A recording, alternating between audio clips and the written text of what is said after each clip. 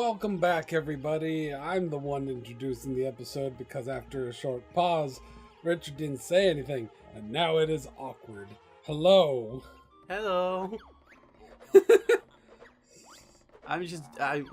Well, you've been introducing them this entire time during this entire session. I figured, why stop now? I didn't figure that at all. I've only been doing it because you haven't been chiming in. So, anyway, welcome, ladies and gentlemen, to the end game of Banjo-Kazooie. At least the first part of the end game. We're going to what I consider to be one of the most memorable parts of the entire game coming up here. If I can remember which way I'm going. Oh, hello. See, there's that cutscene again. I do not know why they get their own cutscenes, but they do. I'm dying! And there goes our capture again. You are so good to our video capture software, MIDI. RIP headphone users, again. So here we are at Furnace Fun. When I first got here as a kid, I thought this was fantastic, and I still think it's a really fun way to end the game. Or at least put you into a false sense that you're ending the game. Yeah, as you can see, Gruntilda is not in that machine that she was in at the start of the game. And there's Tooty, who toots on her flute. Yeah, this game has a great sense of continuity. Anyway, so this is a quiz show, believe it or not. First, I'm just going to go back here and activate this. We won't find the companion cauldron until after we beat this part, but I just like to activate it early. So the idea is to get to the end of the board game, and the way that this works is each of these spaces represents a different type of question. The Banjo-Kazooie one is just general... let's see... Like, one of these doesn't exist in the monster manual. Yes, and so these ones are general knowledge questions about the game. Like, they'll ask you what is or isn't in certain worlds and things like that. The eyeballs are going to ask you questions about pictures that they show you. Like, what world is this from? What character is it? And so on and so forth. And then they'll present you with 3 choices. The fact that it's multiple choice does help out a bit, and some of them are not too hard. But then we get to the Gruntilda spaces, which are... these are questions about Grunty herself, which is why you want to... what was my first boyfriend's name? Yeah, this is why you want to pay attention to what you are told by Gruntilda, because these answers change every time you start a new game. And there are 3 different answers for every question that she gives you. Yeesh. Yep. Get this wrong, you little toad. Rusty Bay's whistles, what's the code? It was 312111. Yep. See, that one you can accidentally make a mistake there because all of the codes look similar. The musical note ones, I need to hear this, actually, so... Shh.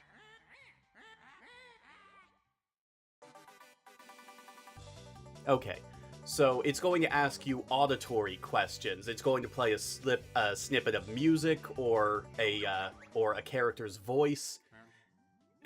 Stilt stride, wonder stride, stilt wing.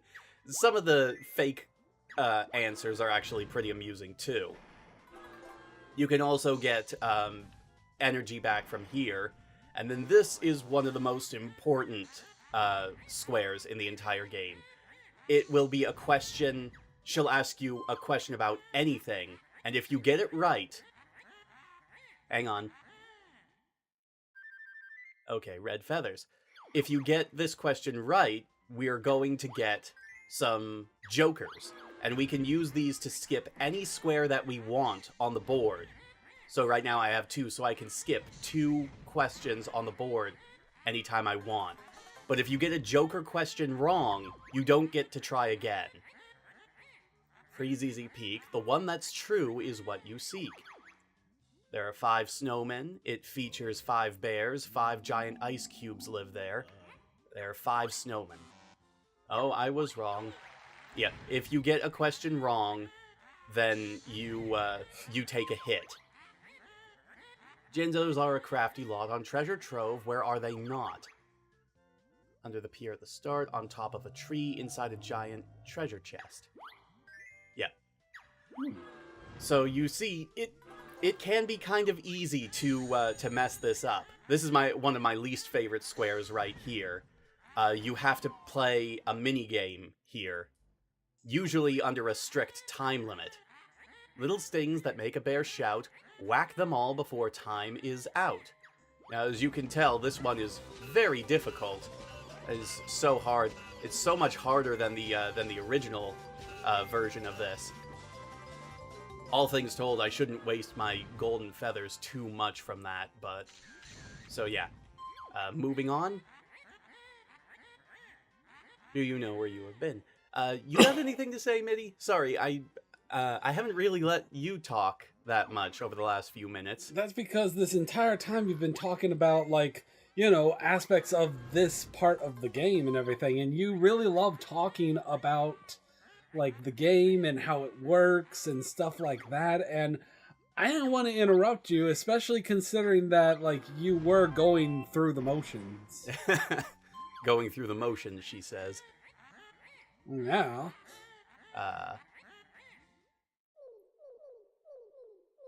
Well, that one's kind of tough. I think those are Jinjos. Yeah. Again, sometimes it's easy to tell just by the different choices that you're given. And that's why I'm not talking too much, because there's also audio cues during this. Where does Grunty like to sleep? I think it was Pigsty. Nope. I'm sorry. It's probably my fault because we took a week to come back to this. Oh, it's fine. It's fine. The good news is it doesn't ask you the same question every time. It will change it up. Camel spit. Yep, there we go. You remembered that one just fine. I paid attention to a couple of random ones. In Rusty Bay, you act the clown. Which of these can't you slow down? Rotating, turning cogs. That big-eyed crab. Yeah. The crocodiles in Bubble Gloop Swamp. Give me the names of what they chomp. Yumblies and Grumblies. Yummy, yummy, yummy. I got things in my tummy. My hungry shark will end your game. On Treasure Trove, what's his name? That is Snacker. Not Stacker or Slacker. You see, like, sometimes they're just really, really easy. And here's the most dangerous square in the entire game. If you get this wrong, you lose a life and have to start over. So we use a joker? Yep, I use jokers on those anytime I can. And if you notice, up above us, there are quite a few of them. Jesus. The newsstand is where I've been. What's my favorite magazine? I think... Nope. I think it was Big Butts and Guts. Well, let's try again. I cannot lie, I tell the truth. What's hanging from my bedroom roof? Yep, there we go. Let's see. Let's go and get that Joker over there, I think. On Mumbo's Mountain in the lake, what's in there, make no mistake.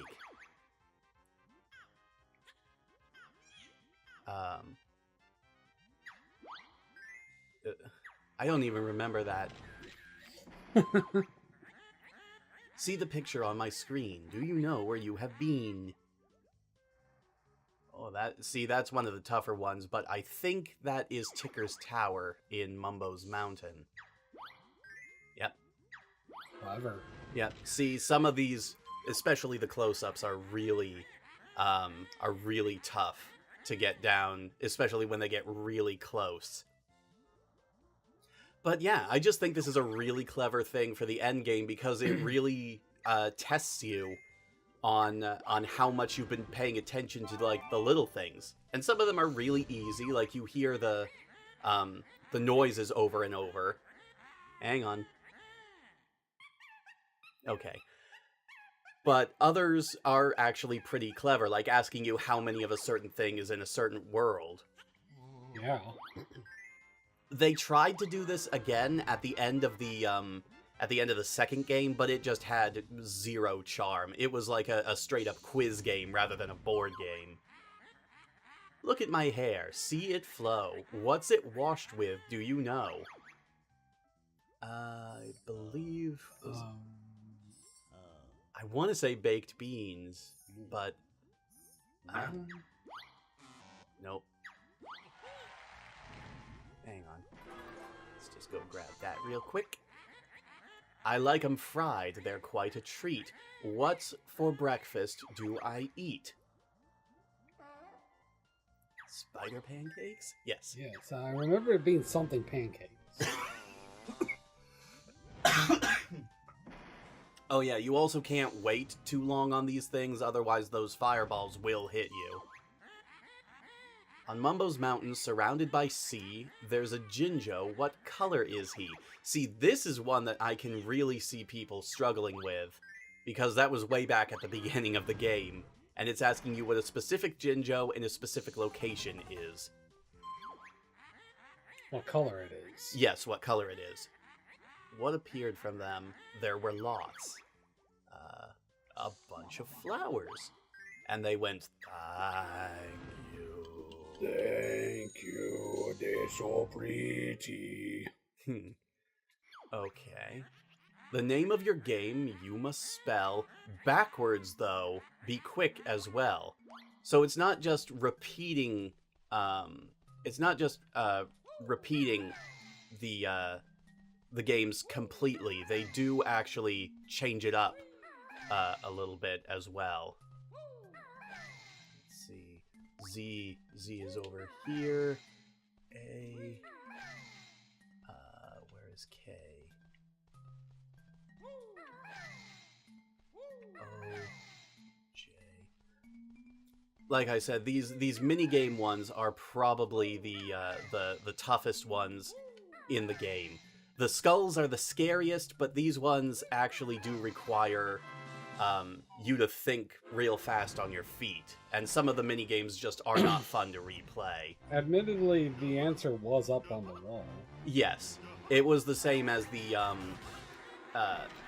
it was the same thing as on the original Sandcastle too. But yeah, that does help, especially since I can't spell backwards worth crap.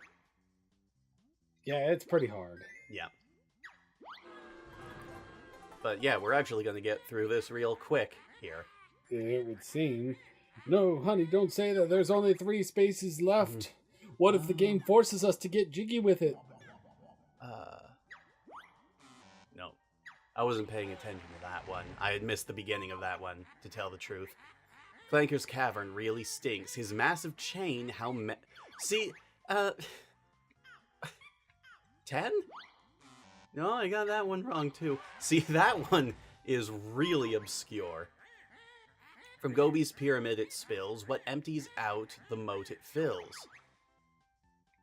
Water? Water. I win. That's why you go for the jokers, because it makes the last stretch a bit of a joke.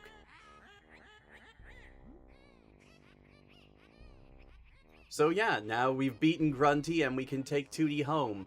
So get ready for a bit of a credits sequence, folks. But we're not done with the game, not by a long shot. I don't know why they bother with the fake out here. Hi, Tooty. It's the first time we've seen you since we entered the lair. And you just up and disappear for every single game after this. So how are you, Midori? I'm enjoying this conversation that I've never experienced before. See, this is the terror of the Let's Play. We have to actually, we actually have to keep up the conversation. Well, the problem is that like it's easier when you've experienced something beforehand, Hmm. but like when you're experiencing it for the first time, you just want to like silently watch and listen. Yeah, this is true, but like I said, right now we're just watching the credits roll. I do like that they have cute little nicknames for everybody who worked on the game. And this is something that I wish more games would do nowadays. Have character roll calls at the end, like Donkey Kong Country did it, Super Mario Brothers 2 and World did it, where it would just show you all the names of like the enemies that you encountered. That is kind of fun. Yeah, it is. It's very charming, and I think it gives a lot of personality to the game, especially when so many games nowadays just use generic like zombie models for their games, or they just don't give the enemies the sort of personality that they need to stand out. Yeah, this game's characters do have lots of personality. Indeed, which is one of the reasons why they're so easy to remember. Yeah, The second game had some pretty memorable characters as well, but they sacrificed a lot of the more unique characters for recurring characters. It's impressive that they had nicknames for everybody on the team. Yep, and most of them are names of characters and enemies from this game, actually. Like Grant Clanker Kirkhope.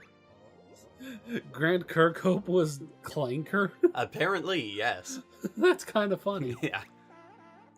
Well, I don't know how many he did in this, but basically every single character in this game, the sounds that they make were basically just little samples taken from people speaking into a microphone. He's listing off a lot. Yep.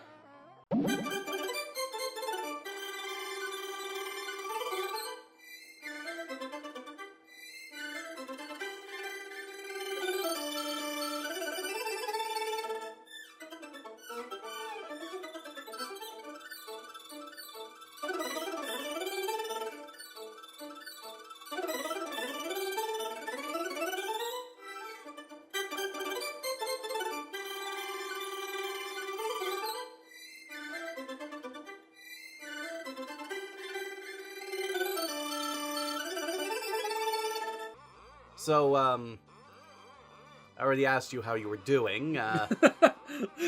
How's the weather?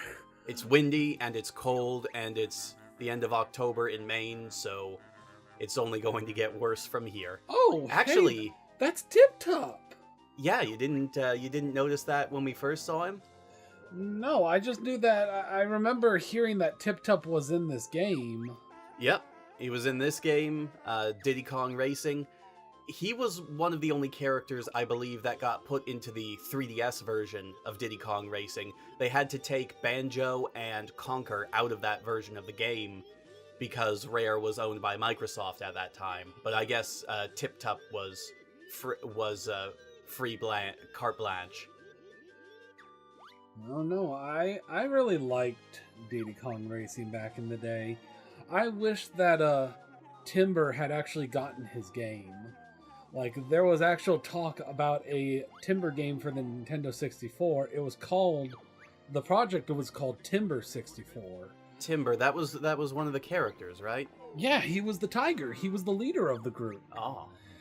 Which is why it's kind of weird to me that it was called Diddy Kong Racing, but at the same time, that's to, draw on people. It's like, oh, hey, it's Diddy Kong from Donkey Kong. Well, it's basically the same way that they pulled people in with Skylanders when they first used Spyro. Spyro's Adventure. Yeah. But yeah, Timber, he was the leader of the Diddy Kong Racers, and the island, it's his. Like, it's his parents' island. The story is that his parents went on vacation and left him home alone. Oh, should I shut up? No, go ahead. They left him home alone on the island, and then Wizpig, seeing an opportunity, showed up and took over the island, and that's when Timber called out to Diddy Kong for help, and Diddy Kong brought all the other Diddy Kong racers and everything. And they actually gave an opening clip that gave this plot point in the DS version that wasn't in the Nintendo 64 version. Really? Yes, like there's a scene where like Diddy Kong is relaxing or something in his house, and suddenly Timber like drives in calling for his help. That does sound pretty interesting, actually. It's always fascinating to me to hear stories about what could have been. Right. Not fully done yet, but should the episode end now? Yeah, I was planning to end it here. Do you want to just finish up your story before we move on? No, let's go on to the next episode, and I'll continue talking about it then. Okay. See you all next time, everybody. Bye.